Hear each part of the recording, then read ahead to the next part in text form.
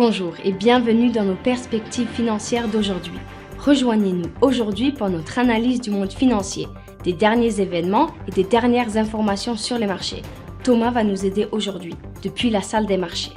Depuis qu'il s'est redressé depuis son plus bas niveau de samedi dernier, le XRP a sous-performé le marché en général. L'incertitude concernant l'affaire SEC contre Ripple a testé le support. Le pétrole a augmenté d'$1 par baril en raison de la forte demande estivale de carburant. Euronext a annoncé qu'elle avait modifié sa méthode de calcul du risque dans les transactions sur les obligations d'État. L'action Nike a gagné 0,5% lors de la dernière session, l'indicateur ROC donne un signal haussier. La paire euro-dollar a connu une légère hausse de 0,1% lors de la dernière session, l'indicateur MACD indique un mouvement haussier.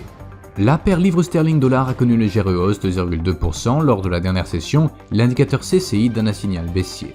Le cours de la paire dollar australien-dollar américain est resté largement inchangé lors de la dernière session, l'indicateur CCI indique un mouvement baissier. Les demandes MBA de prêts hypothécaires aux États-Unis seront publiées à 11h GMT, l'indice de référence des prix à la consommation en Grande-Bretagne à 6h GMT, l'indice Redbook aux États-Unis à 12h55 GMT, l'indice des prix à la consommation en Grande-Bretagne sera publié à 6h GMT, l'investissement dans les obligations étrangères du Japon à 23h50 GMT, la confiance des consommateurs dans l'eurozone à 14h GMT. Nous espérons que vous avez apprécié nos perspectives du marché d'aujourd'hui.